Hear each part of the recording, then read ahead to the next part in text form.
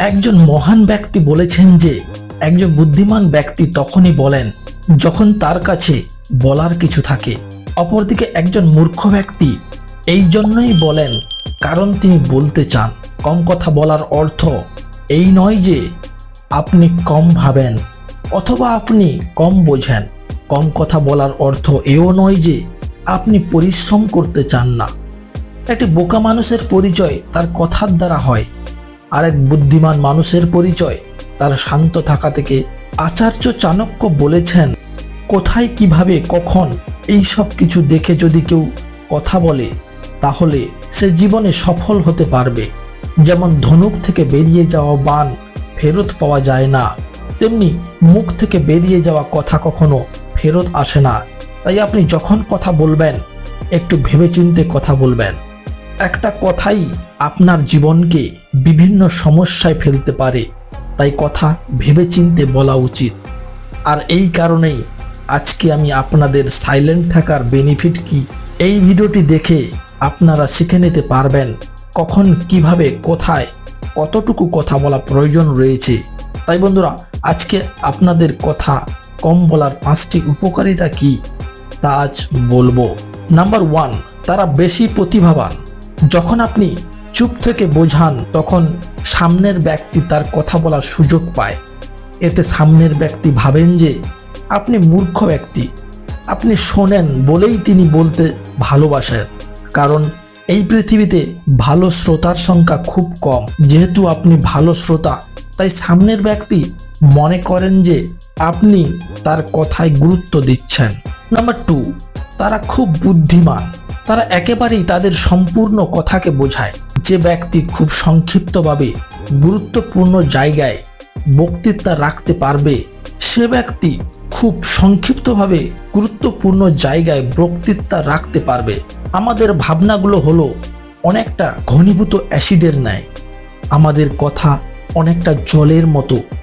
আপনি ঘনীভূত অ্যাসিডে যতটা জল মেশাবেন তা ততটা পাতলা হবে। যতই আপনি বেশি কথা বলবেন, আপনার ভাবনা বোঝা অপর ব্যক্তির পক্ষে ততই কঠিন হবে। যদি আপনি আপনার মনের কথা কাউকে বোঝাতে চান, তবে যত সম্ভব কম কথা বলার চেষ্টা করুন। কারণ লোকেরা কম কথা বলা লোকেদের কথা বেশি শুনতে চান। নাম্বার 3, সফলতার হার বেশি। যারা কম কথা বলে তাদের সহ্য ক্ষমতা বেশি থাকে। তারা ফালতু কথায় সময় নষ্ট করে না, তাই তাদের সময় ব্যবস্থাপনাও সর্বোচ্চ স্তরের। এরা বলার চেয়েও কাজ করে দেখাতে পছন্দ করে। যতটা সে বলে অপচয় করত, ততটা সে কাজ করে দেখাতে চায়। ফলে তারা কোনো ঝামেলায় জড়ায় না। নাম্বার 4, বিশ্বাসযোগ্য। এদের আরেকটি গুণ হলো এরা অন্যদের চেয়ে বেশি বিশ্বাসযোগ্য। কম কথা বলা লোকেদের গোপনীয়তা খুব বেশি থাকে। তাদের মনে কি চলছে তা জানা সাধারণ লোকের পক্ষে খুব কঠিন কাজ। কারণ তারা কখনোই এমন কথা বলে ফেলে না যাতে তাদের গোপনীয়তা নষ্ট হয়। তারা কখনোই এমন কথা বলে না যাতে তাকে পরবর্তীতে আফসোস করতে হয়। এই গুণটি তাদের সবচেয়ে বেশি বিশ্বাসযোগ্য করে তোলে। কারণ তারা ধৈর্য সহকারে আপনার কথা শুনবে, সমাধানও খুঁজবে, আবার কোথাও গোপন রাখবে। নাম্বার 5, এরা শান্তিপ্রিয়। এদের শত্রুর সংখ্যা প্রায় নেই বললেই চলে। যত কম কথা আপনি বলবেন, তত কম প্রতিজ্ঞা আপনি করবেন, তত আপনি তাদের প্রতিজ্ঞা ভাঙবেন। ফলে আপনি শান্তিতে থাকবেন।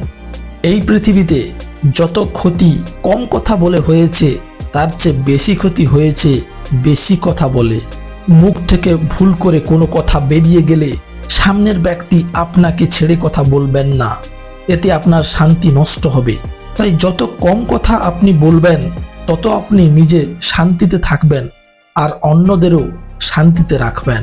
তাহলে বন্ধুরা, আজকে জেনে নিলাম 5টি কথা কম বলার উপকারিতা। তাহলে বন্ধুরা, আজকের মতো এই পর্যন্ত। পরে আবার ফিরে আসবো। ততক্ষণ ভালো থাকুন, সুস্থ থাকুন। Good bye.